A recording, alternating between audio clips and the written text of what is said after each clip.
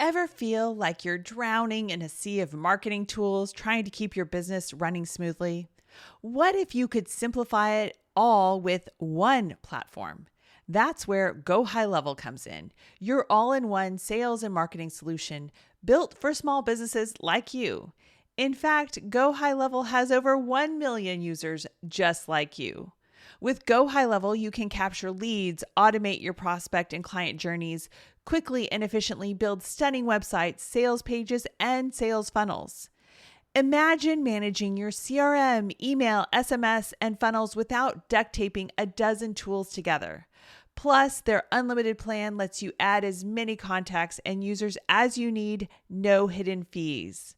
We've been using Go High Level for over a year now and absolutely love it. In fact, Profit First Nation is also powered by Go High Level.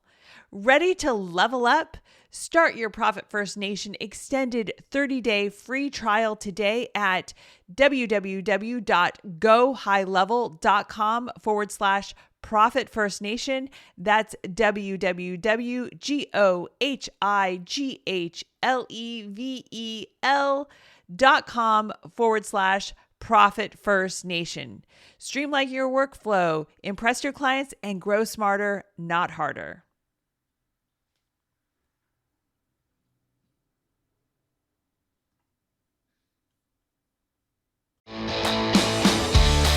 Welcome to Profit First Nation, the official podcast for entrepreneurs who are operating their businesses in the zone of permanent profitability.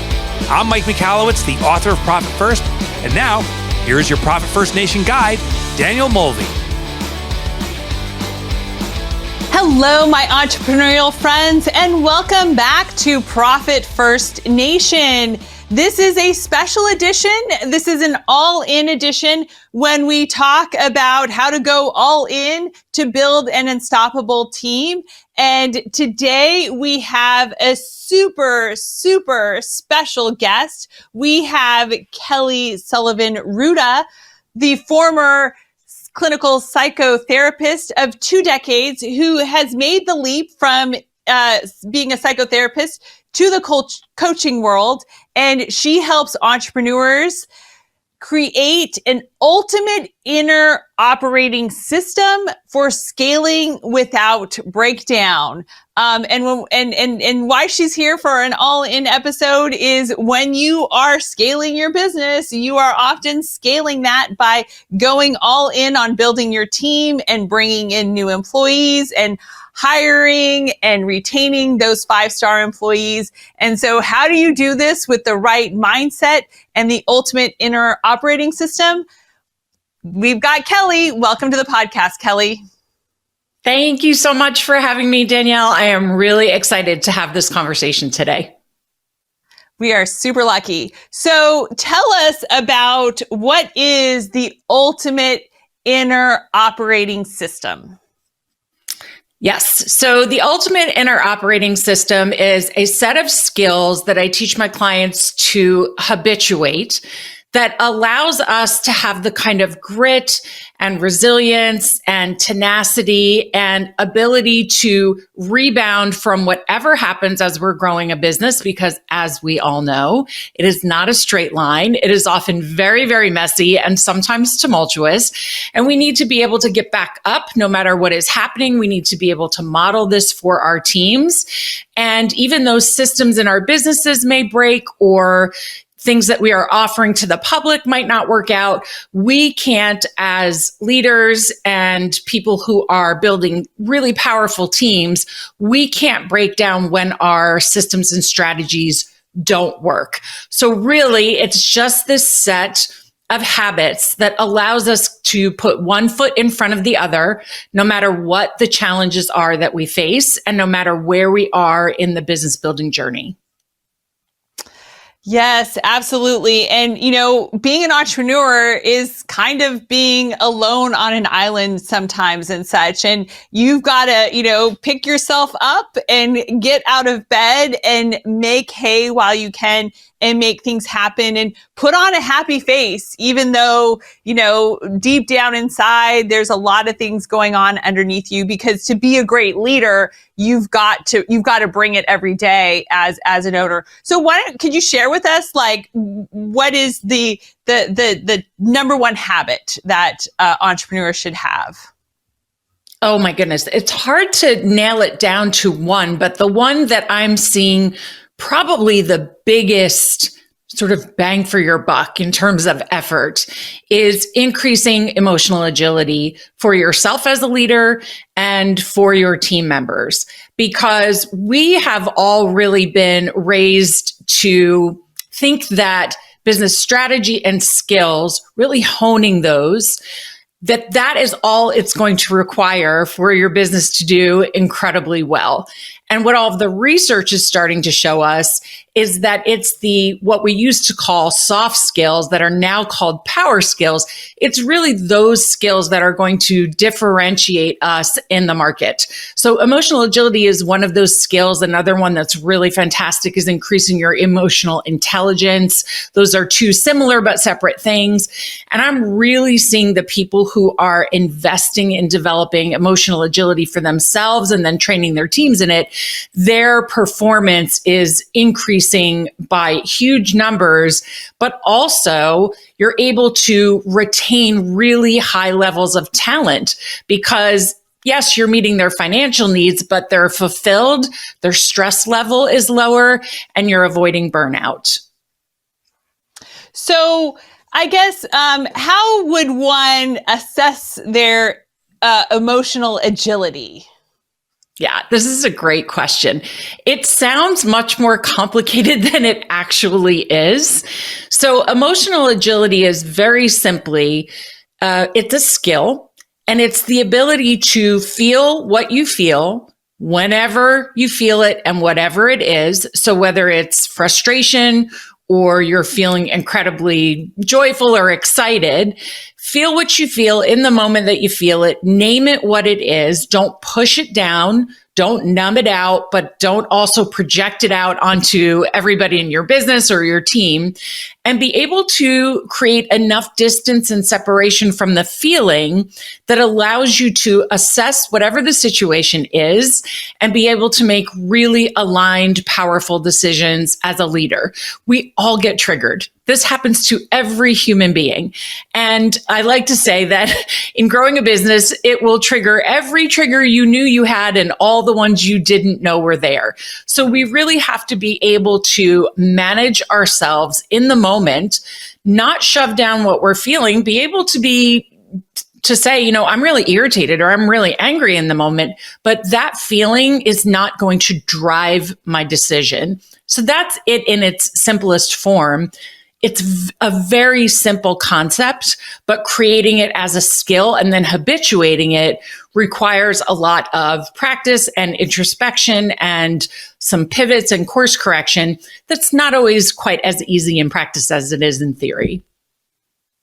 Yeah, exactly. Could you give us an example of someone that you've worked with in terms of maybe something that they were not so emotionally agile with? What was a big trigger to them that they really had to like work with? Yes, absolutely. So I'm thinking of a company that I'm working with right now, and I just wrapped up training their team for 6 months. And part of the reason the company brought me in was because I had worked with the owner privately. She had developed emotional agility, but as most owners do, she was short on time, and she knew that this wasn't a skill set that she could really teach her team. And she was noticing that people-pleasing tendencies, perfectionism, over-analyzing, so getting caught in your thoughts and not being able to make a decision, was holding her very talented and very creative team back from really just hitting home runs in their roles. And in interviewing all of her team members, it was interesting for them to hear from each other how there were so many similarities. I was afraid to bring this up because what if it was a stupid thing to say? And then that made me look like I didn't belong in my position. Or I was afraid to bring this idea to the brainstorming table because what if nobody chose that idea in the end? So there were all these fears, all these anxieties that were being driven by things like perfectionism, things like self-doubt, things like just that constant self-criticism. I'm never doing enough, or I'm just not talented enough, or maybe I'm not cut out for this. Once we explored all of those things, identified what these triggers were, and then they began to create this habit, it wasn't that the triggers completely went away. It's that they became very adept at managing them. So once they were able to manage them, they could bring all their ideas to the table. They were all able to communicate clearly, support each other, brainstorm really, really well. And then as a group, come up with some incredible ideas that they then were able to execute on and measurably see a difference in revenue after 6 months of doing this.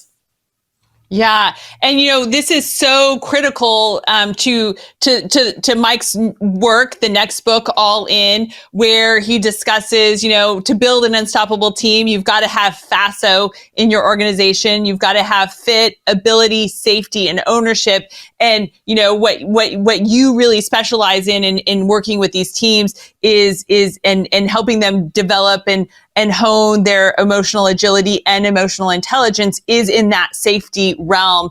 And that is really, such a key cornerstone to the FASO model and building an unstoppable team when everyone is aligned and everyone knows how to communicate with each other and, not get hung up on things, maybe things that are stuck in their head or things that are triggering them and such. So important. And, this business owner, wow. I mean, investing in, this type of learning and development over 6 months with their team is fantastic. And I'm going to drop a statistic that I just came across in an article that we'll link in the show notes. And it was that 84% of employees want learning and development in their jobs and as part of the organizations that they work for. But sadly, the majority of business owners and managers scoff at the idea of integrating learning and development in an organization. And, okay, let those people be that majority. But just because that's what the majority of business owners and managers are doing, that means that you've got to be in the opposite camp. And when you go all in on your people, when you go all in on their learning and their development and making them better people, better individuals. I mean, I know for a fact that these type of skills aren't just happening in the workplace. I'm sure these people have applied this emotional agility training, emotional intelligence into their personal lives as well, and are, thriving, 365 days a year, not just when they're working and such. So, something to consider is really, if you're going to go all in on your employees, how can you incorporate learning and development in them? What does your organization need? And I mean, I guess this is a plug for Kelly, but something like this really helps your organization thrive. And safety is financial, and it's physical, and it's psychological. And so you have to, when you consider safety in your organization, you really have to be hitting on all points. Are you providing financial safety? Are you providing physical safety? And probably the most impactful one on really getting your organization to be unstoppable and just producing the results that you expect is the psychological safety with things like emotional agility and emotional intelligence. So there's no question about that. Oh, I'm sorry. No, I was just going to say there's no question about that. And these statistics show it. All of the research that's been done out of Harvard and other places all show that investing in these types of skills, it will give a notable return in multiple places. And I'm just thinking, I know numbers really speak to people in terms of your bottom line, but as an example, this company that I'm working with was doing 6-figure months during the holiday seasons only. At the wrap up, they hit their first 6-figure month off season. And I just got off a call yesterday or the day before with the owner, and they hit 6 figures 14 days into the month.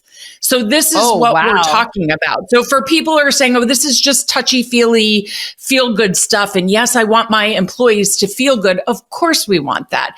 But we want to make the connection between building these skills and your bottom line. So it's important for people to understand this isn't just about making people happier or, calmer or whatever. Those things are great, but it does absolutely impact your revenue and your margins. Yeah, and it brings out the best in people. And when you bring out the best in people, I mean, it just multiplies in terms of improved results and impact. So, I'm trying to think which term I want to pick next. And I think I'm gonna go with let's talk about, they're not soft skills, they're power skills. So, such a difference and so important. So why is it not soft skills and why is it power skills? Yes, I think that the reframe around that terminology is really important. And I understand where soft skills originated from, right? Because before recently, the outcomes of skills like communication, for example, having clear, consistent, effective communication was difficult to manage. So for harder skills, it was easier to wrap numbers around it. But because research has advanced so much in this area, we're now able to see that soft skills, it's really a misnomer. And the problem with it is it makes people automatically downplay the importance of these skills. Another one that people often nod their head at when I bring it up and is part of an operating system is being able to set and hold clear boundaries. Very difficult to measure, but a very powerful skill in a business and in life in general. So now that we understand that when you have these skills, they are connected to so many measurable outcomes, it's just not useful to call them soft skills anymore. They are really power skills that allow a company, regardless of whether you're talking about the entire entity or you're talking about teams and sub-teams, you can measure the outcomes of teams and companies that have these skills really honed and use them every single day versus the companies and teams that do not. Amazing. So you guys, it's power skills. You want to give your team this training and, building up their power skills, and just so important and such a game changer. So we talked emotional agility. We've talked power skills. Let's talk about emotional intelligence. And how does emotional intelligence differ from emotional agility? This is a great question. So I want to start off by saying for the majority of history, we've all measured IQ and treated IQ like it's the king of all things to have. And what we now know from research is that IQ is fabulous, but it does not guarantee holistic success. Because you can have an extremely high IQ and be solving incredible math and physics problems. But if you cannot meet people where they are, connect with them, communicate with them, help them feel seen, heard, and valued, then it's not going to matter outside of a handful of circumstances. And when it comes to things like business ownership, we're not sitting in research labs where we don't have to really speak to people and we just have to document data all day. Small businesses are largely going to rely on our ability to communicate with each other and communicate with potential clients and customers and current clients and customers. So emotional intelligence really is what allows us to connect on a deeper level with the people around us. Now, that does not mean that we're looking to be friends with everybody. Don't misunderstand what I'm saying. But the truth is, every single one of us universally has to have certain psychological needs met in order to have a positive sense of self and a positive relationship, especially in the workplace. This ties into safety, but it also ties into ownership. If you don't have emotional intelligence as a leader, it's going to be very difficult for you to be able to meet other leaders in your company, develop them, connect with them, communicate with them, and be able to problem solve in different creative ways outside of simply assessing with your cognitive intellect what the problem is and what the solutions are. We need to be able to communicate with each other and connect with each other on an emotional level. And if we can't do that, we're going to really fall short because IQ does not solve all human problems. If it did, we'd be solving a lot more problems than we're currently solving, for sure. Yeah, and we've had the same problems for centuries.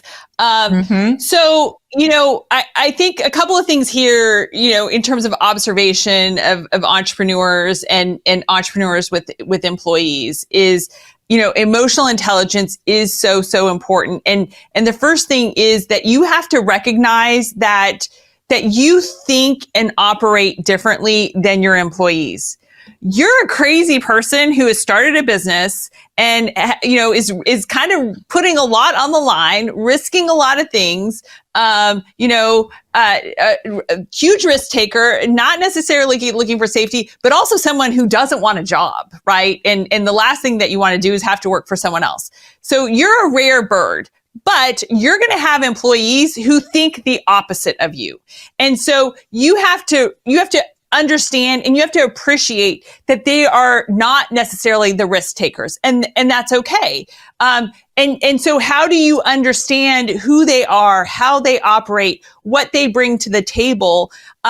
You can't necessarily get people to think and act like you. I mean, we say in the 5-star employee rating system that, you definitely want to hire people who are aligned with your core values. That gets people thinking and acting like you would because the core values are aligned and such. But you want different individuals in your organization bringing different things to the table for your clients, your customers, your other employees and such. And, I find a lot of entrepreneurs to be introverts. We get our energy from kind of alone time and thinking about things and working on things. But we really have to put ourselves out there for our employees. And we have to, they're going to want to put you on a pedestal and you have to be comfortable with that. You have to be a leader and you have to own it. And when you give that emotional intelligence to your employees and helping to understand and appreciate who they are, how they operate and such, again, that's going all in on your employees. And when you go all in on, emotional intelligence, you're going to get them going all in on your business as well. And as Kelly mentioned too, having that, they're going to have a greater sense of ownership of what they do in the organization. And you need to give them that sense of ownership as well. So important. I couldn't agree more. I'm just like a bobblehead over here. I'm guessing everything that you're saying, especially the values part, right? This is why I think our work is so aligned, and I'm so honored that you invited me on today. I have said forever, the values part is just not negotiable. right? The values part is not something you can necessarily teach. So it's so important to bring people in that share your values. But think about that for a second. If you are fortunate enough to bring in these 5-star employees, and at the end of the day, they're saying, you know, Danielle is so smart. She's so incredible, but I feel like she doesn't listen to me, or she doesn't really get what I'm saying, or she's judging me for how I feel about this. That's problematic.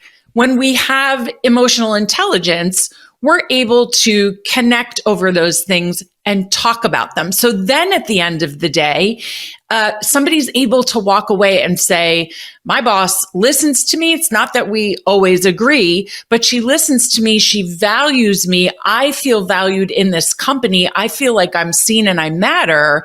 That's automatically going to make someone feel safer and want to stay longer. And we all know the downside of constant turnover. And so investing in these things for your team is absolutely going to pay off in the long term without question.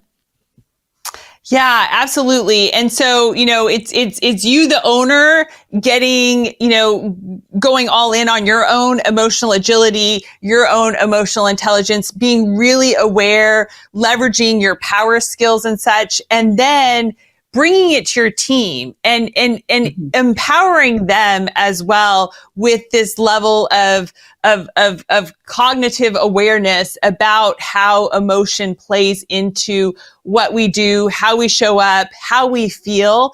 And, you know, if we're feeling better about things, we're going to be happier. We're going to do better work. Everything is going to be so much better. So what you're doing for businesses and for the individuals is just phenomenal, and so such important work in this world, Kelly. How can people connect with you, work with you, bring in some of your wisdom more into their intellect? Oh, thank you so much for asking. So the easiest way to find me is on Instagram. I answer all my own messages. That is me. But also I have a limited series private podcast that's called Pocket Size Wisdom. They're about 10-minute episodes. It is completely free. You can use this link. You can listen to it wherever you listen to your favorite podcasts, and it is completely bingeable. So I'm going to encourage you to go ahead and sign up for that, and then connect with me over on Instagram, where I go deeper into some of the topics and also share opportunities for you to come to trainings or webinars, things like that, where you can dive even deeper into this sort of work and what it can do for you as a leader and for your team and business overall. So again, remember, it's so important if you are wanting to retain the best talent, create these opportunities for learning and development within your team that everyone is benefiting from. And, you know, Kelly's programs are a great way to do that. And I honestly think to make this world a better place when we have people that are more in tune with their emotional agility, their power skills, and their emotional intelligence. Thank you so much, Kelly, for joining us, and cheers to another profitable day, my entrepreneurial friends, and going all in on your employees. Thanks for tuning in to the Profit First Nation podcast. We hope you found today's episode valuable and that it's inspired you to take action towards achieving permanent profitability in your business. If you want to learn more about how to implement Profit First in your business and connect with a community of like-minded entrepreneurs, be sure to visit us at ProfitFirstNation.com to download our how-to guides and resources. Remember, permanent profitability is within your reach, and we're here to support you every step of the way. So let's do Profit First right together. Profit First Nation website related podcasts and videos are provided for general information purposes only and do not constitute accounting, legal, tax, or other professional advice. Visitors should not act upon the content or information found here without first seeking appropriate advice from an accountant, financial planner, lawyer, or other professional. Hey, this is Ro. And if you're a business owner struggling with hiring or just tired of doing it yourself, I highly recommend the Build Your Dream Team Secret Podcast series.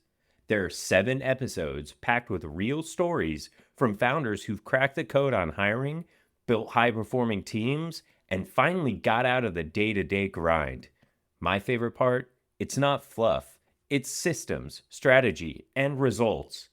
Text DREAM to 55444. That's DREAM to 55444 to check it out. You'll thank me later.